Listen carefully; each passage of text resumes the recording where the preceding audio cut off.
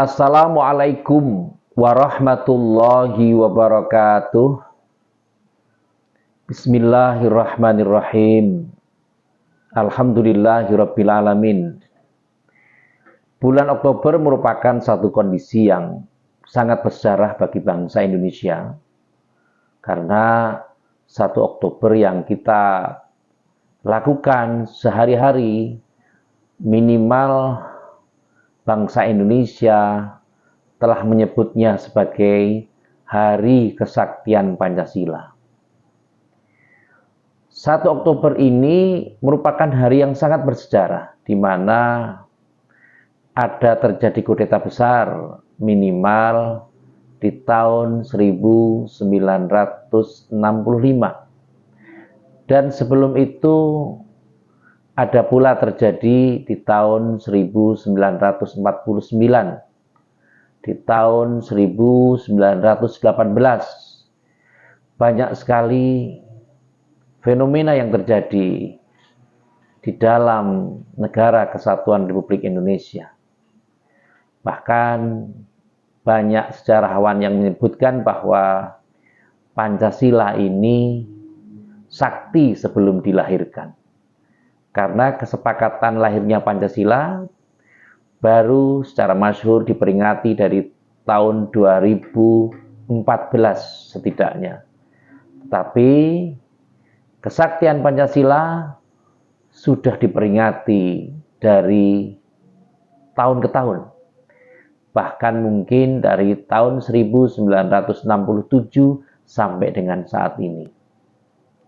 Maka Pancasila yang merupakan dasar negara, pandangan hidup bangsa, dan filosofi kehidupan bernegara ini layak untuk dipertahankan dalam waktu sampai dengan kapanpun. Bahkan ormas keagamaan di Indonesia, yang saya tahu tentu 2 ormas besar, yakni Muhammadiyah dan Nahdlatul Ulama, itu dijadikan Pancasila sebagai asas organisasi. Artinya bahwa Pancasila tidak hanya sekedar sebagai dasar negara, sebagai pandangan hidup bangsa, tetapi juga sebagai asas dalam kehidupan berorganisasi, bermasyarakat, dan berbangsa.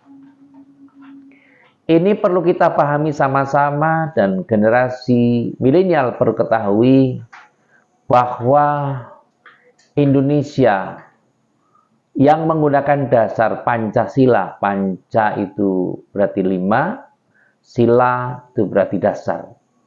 5 dasar ini mempunyai komitmen yang sangat kuat dan berlaku dalam kehidupan sehari-hari kita. Dimulai dari ketuhanan yang Maha Esa, kita sebagai bangsa harus beragama, harus berketuhanan, dan harus mengakui bahwa ada Zat yang Maha Pencipta. Itu sebagai hablum minallah. Kemudian ada kemanusiaan yang adil dan beradab.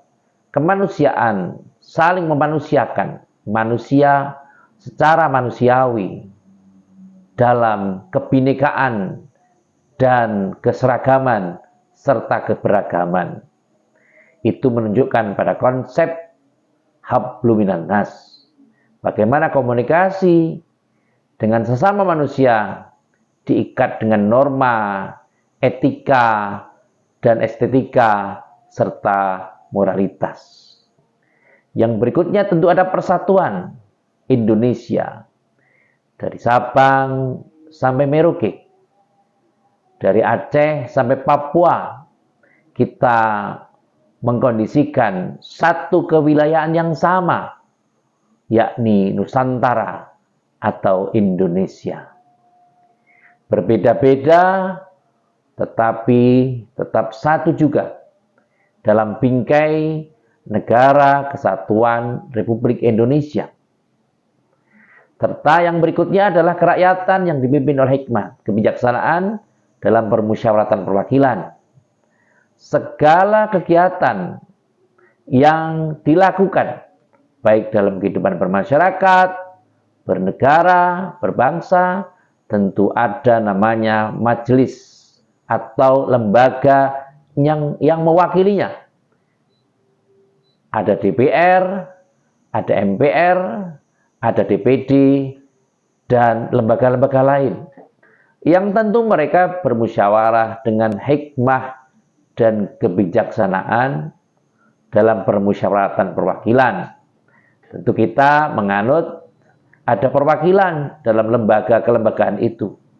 Dalam DPR pusat atau DPR RI setidaknya ada 573 anggota yang tentu mereka bermusyawarah mewakili konstituen masing-masing, yang ini dijadikan sebagai sarana untuk menciptakan sila yang terakhir, keadilan sosial bagi seluruh rakyat Indonesia.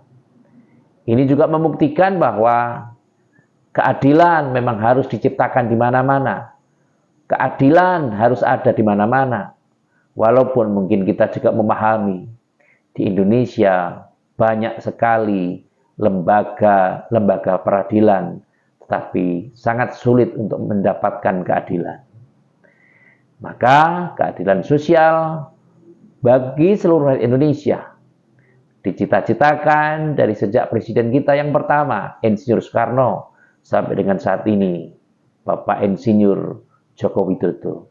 Masing-masing saling membicarakan tentang keadilan sosial, keadilan yang berperadaban, sehingga tentu harus diimbangi dengan pembangunan di segala bidang di segala wilayah negara kesatuan Republik Indonesia. Oleh karena itu, menyambut 1 Oktober ini, mari kita lakukan perbaikan-perbaikan dan kita ucapkan selamat Hari Kesaktian Pancasila. Semoga saktinya Pancasila sebagai landasan dasar, sebagai pandangan hidup bangsa, akan mengilhami berdirinya negara kesatuan Republik Indonesia yang mempunyai PBNU, yakni Pancasila, Bhinneka Tunggal Ika, Negara Kesatuan Republik Indonesia, dan Undang-Undang Dasar 1945. Jayalah Indonesiaku, dan kita buktikan bahwa kita sebagai bangsa yang bermartabat, bangsa yang beradab, dan bangsa yang mampu menjadikan negara ini sebagai lahan untuk bisa membangun citra diri lebih kuat dan membangun moralitas dengan cara-cara yang hikmah dan cara-cara yang baik. Terima kasih kepada semua pihak yang telah membantu terselenggaranya acara ini.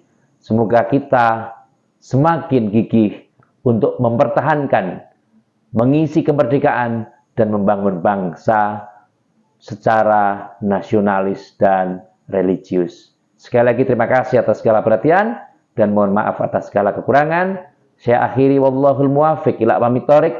Wassalamualaikum warahmatullahi wabarakatuh.